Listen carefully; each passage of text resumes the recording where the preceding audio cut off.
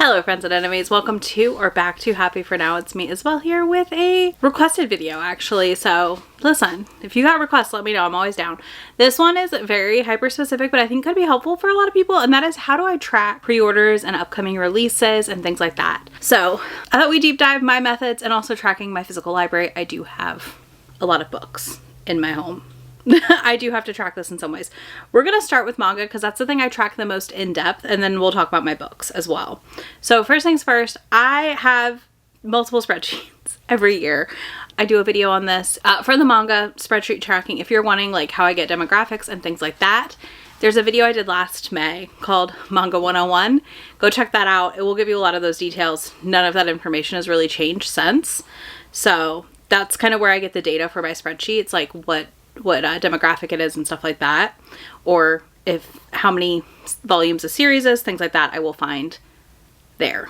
Now in that video I don't think I talked about how I find out volume count for series that are not out in English yet. Like sometimes we'll get early access on an app or something to read a series and the volumes aren't out in the States, but they may be out in Japan. So I just Google like flat out, like it's not a fun or interesting answer. I will Google like whatever volume break, chapter to volume. I will Google the manga title, chapter to volume breakdown, and usually be able to find it that way. I know the Viz Media website will show you that breakdown for their apps. And if none of that exists, I will look at a prior volume. So let's say I'm reading volume 2 and that has not come out in Japan yet, but the translations are hitting the app already somehow. And it's like not out in Japan yet with chapters. I'll look at how many chapters were in volume 1. And I'll kind of go from there. So if volume 1 had 4, I'll count 4 chapters for volume 2, give or take. That's kind of the best way I've found personally to handle it. It's not perfect, but it's kind of the best method I've found so far. I also will note sometimes on the apps, at the end of that, a chapter for the volume, it'll have something from the mangaka talking about it being the end of the volume, or it'll say like end of volume, whatever number you're on in like the bottom corner. So just kind of keep your eyes peeled as you're reading digitally, at least for those items. Also, I feel like before the last chapter, there's usually a mangaka note that kind of tells you, that kind of will let you know often that the volume is ending. Now, the big thing is, how do I track pre-orders? I pre-order a lot of manga. I buy a lot of manga every year. It's a thing in my life. It's my one big vice, we'll say.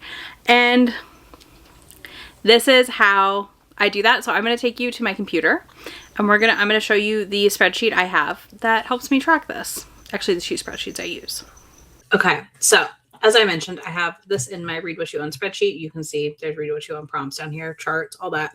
This entire template was borrowed from my friend Steph over at Novelty Corner's yearly spreadsheet, because I needed a way to quickly track things. This is what I personally have been doing now as I pre-order stuff. It is not 100% because it's still semi-new for me to like keep track of this tab, but it is helping me with my duplicate issue.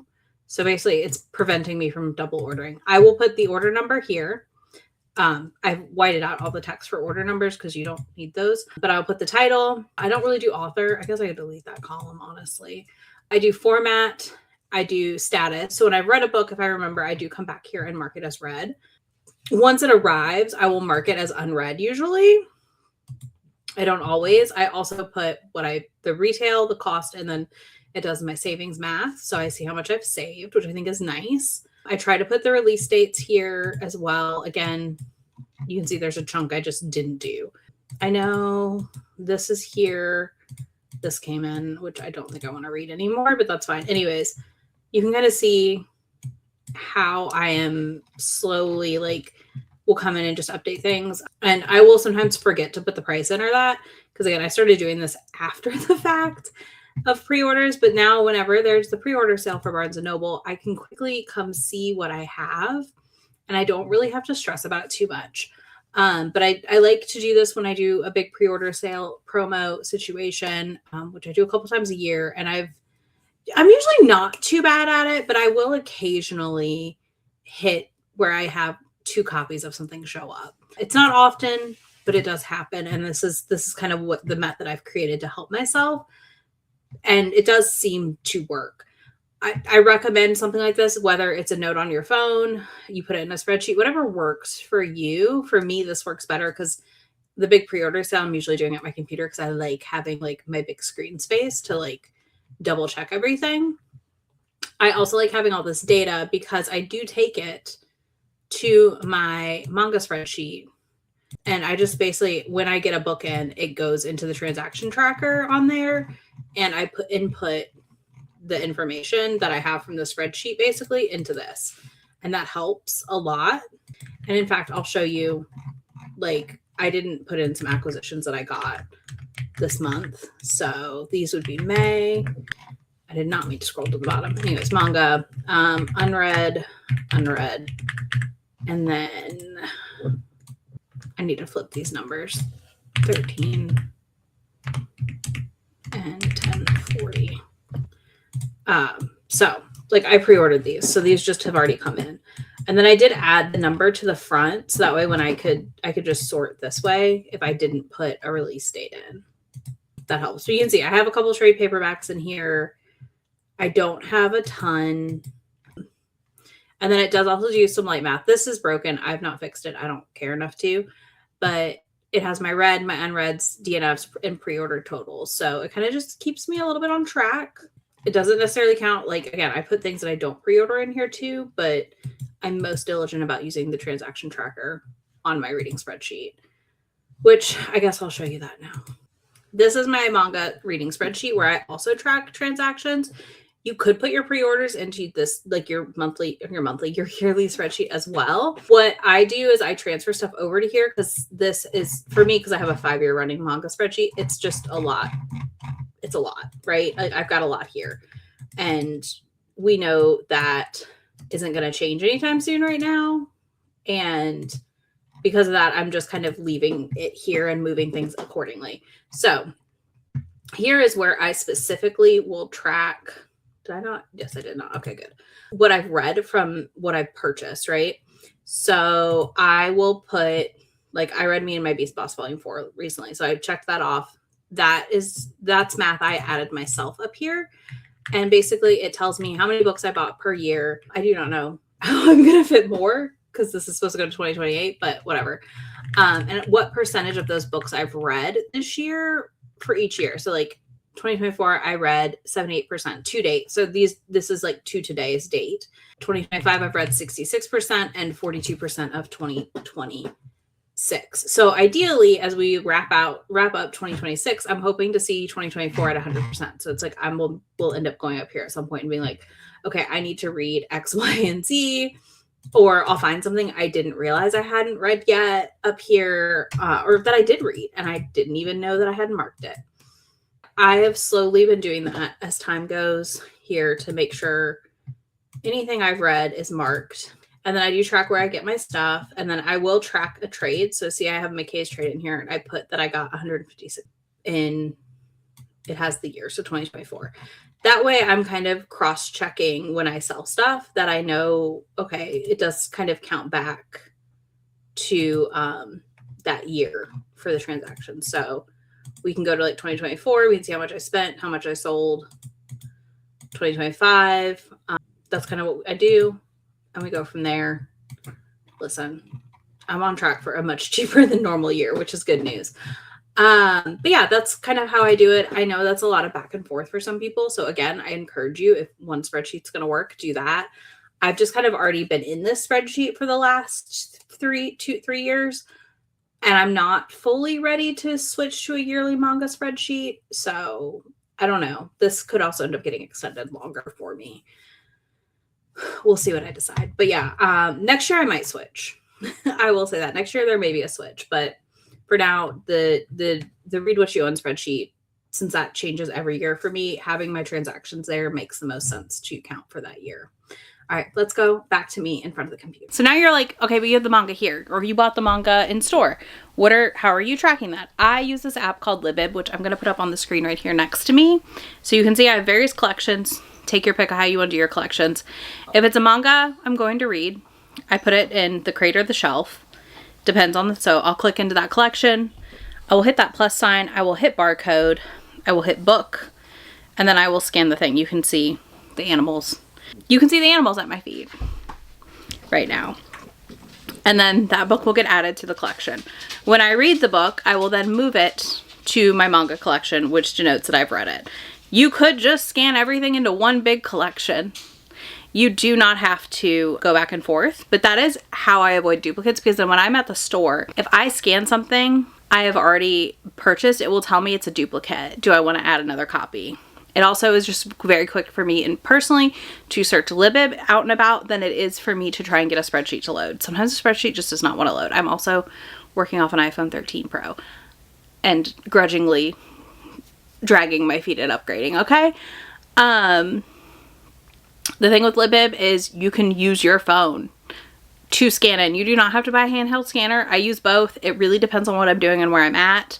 So do keep that in mind.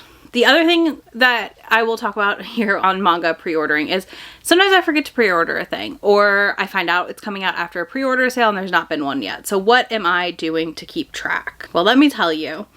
I have a note on my phone called Manga Wishlist that I'm going to show you. And I highly recommend you do this. It needs to be something on your phone, something on your person at all times, which is why I recommend your phone. So on my manga wish list, this is where I will put series I'm collecting or would like to collect. So I have like Nina the Starry Bride. I only own through volume 1 and 2 and I want to get the whole series, I think. Fragrant Flower.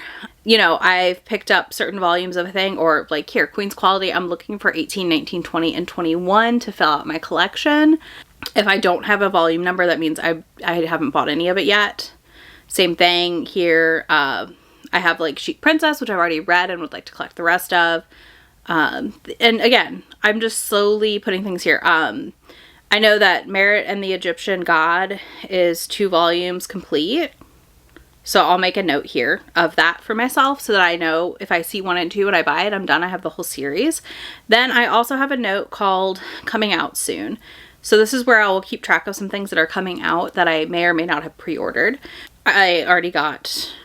So on my coming soon, I will mark things. So like I read Magical Girl Dandelion, really loved volume 1. So I wrote in here that on 6/2, I will get volume 2 because I will go to the bookstore that day and pick it up. Demon King is way too overprotective. I'm 99% sure I have volume 3 pre-ordered, but if I don't, and I'm in the bookstores that weekend or whatever, when it comes out, I can pick it up. I also keep a list of things I want to order when I see Shay or Shay pick up. That I have orders. And then the other one I have is books on there, so ignore that. That's for my regular books, but that's from when Shay visits. And then I keep a running list of things I want to pre-order. So like I need to go back here and verify what I have and haven't pre-ordered from this list. I know I didn't end up ordering Mars because I'm not sure if I want to read it or not yet. So I'm going to pull that off. But this is where I'll kind of keep track when the pre-order sale pops up to add those items to a list. And that helps me a lot on keeping everything straight. And it's not always perfect. Like this method is not perfect. This is a lot of fail safes for me because I have ADHD and I will forget a thing. But it does help me to know, like, when I add to the want to buy list, like those will be series often that I'm current on, right? Because you saw I had like 7+ or this or that. So if I finish a series of everything I own and I know there's more volumes out, I will put it down here. So that way when there's triple or double stamps or something is going on, or I'm Adam McKay's or half price books and oh my gosh, look, there's a book I want. I have a good list going and it keeps me kind of focused and less shiny new, which I still allow myself to browse, but I do try not to pick up completely unknown volume 1s constantly. I like to try and read those in the bookstore, and if I'm with Grumps, that's just not usually happening. Okay, now we have to talk about books, which is much less intense and much calmer of a process, in my opinion, because I don't pre-order a lot of books, is what I will tell you as a digital reader. I predominantly read on my e-reader and my audiobooks for books, like regular books. Graphics, I read physically the most. So because of that, this process is much, much calmer. Basically, I'm going to show you the spreadsheet I have. They do also live in the acquisition spreadsheet we already went through, but there is another way I track in my regular spreadsheet, which I'm going to show you now. So for my bookish spreadsheet, quickly, a list I've been keeping this year, another spot I'm keeping for reference is I'm using the to buy marker here. Oops, hold on. You can see here on Z column for me, it says to buy. And then if I check the box, I'm going to just check this Kingdom Will Not Kill Me because I already bought it. There is a tab that populates. I have a lot of tabs. Ignore that. and that will put all the books I've checked in that box there. And then you can manually fill out the list also here if you wanted. But what I've been doing is just checking that tab and then clicking read. So that's just been a really simple way for me to quickly just kind of go glance at this when I am going book shopping. This loads quicker, in my opinion, than a big spreadsheet will. But this is where I help keep myself like buying things I've already read. So I'm not adding to my physical TBR because that's really, really important to me this year. I don't get the urge to buy a lot of physicals, which is probably the best part.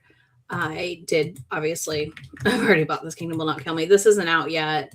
This is also not out yet. I've been on the hunt for this if I see it at an indie. But yeah, that's kind of how I'm doing it. Otherwise, we'll go back in front of my bookshelves and I'll talk about the other ways I track physical books I want to buy. And then I have that running list in that spreadsheet. So I'll kind of just refer to that, or if I'm traveling and I know I'm going to be shopping, that manga wish list, I keep it all on the same list. I will put the books I want. I don't keep a separate list because for me, I'm going to open that list first. So it all lives there and I'll just like add a tab that's books. If I know I'm going to be hitting up a bunch of indie bookstores or that. So I do that. And then I also do the same thing I do with the manga. I scan it into Libib upon arrival. I think that's just the easiest way to keep up. And it's also an easy way to do it on the go, in my opinion, because you almost always are going to have your phone, I feel like, if you're book shopping. But yeah, that's kind of how I do it. I keep track of that running list I have going. I usually have series in mind, like y'all saw when I went to Knoxville and stuff. And the last couple weeks I bought up the whole Chelsea Courteau series because I knew I wanted to read those. And I knew I liked book one and I just wanted to go ahead and get them before they went traditional. So I scooped up all the indies because why not? So like that's how I'll do it. I'll be like, this is a series I want to fill out. And I just start plucking my way through and getting them. And it's very helpful. That is how I track pre-orders and book acquisitions, manga and book acquisitions, I guess technically. I would love to know how you keep track. Do you use Libib? Are you exclusively a spreadsheet person? A list on your phone? Like, how do you ensure you're never buying duplicates? Do you truly remember everything in your head? I remember 99% of what I own. I will also note, so it's kind of this is all like fail safes for my brain. But yeah, so I keep all that locked up in there. So I do that. And then, yeah, I'm just curious what methods y'all use. What apps? Am I missing an app that somebody loves? You can let me know that down below. If you don't do any of that, you can leave me a flying money emoji because boy, do I spend a lot of money on books every year. It's fine. Mostly manga really, but it's like my big vice. It's fine. It could be worse. It could be a lot worse of things. So there's that. Anyways, you can find all links to anything I talked about for you down there and links to that manga video. I will also have links, of course, to Be My Friend anywhere on the internet that I am. And I will talk to y'all in just a few days in my next video. Bye. Already packing. Come with me. I'm not really asking. We'll get away to a place where we don't know. About to see the world in action, what we can be, life with no distractions, we'll get away, this is what we waited for.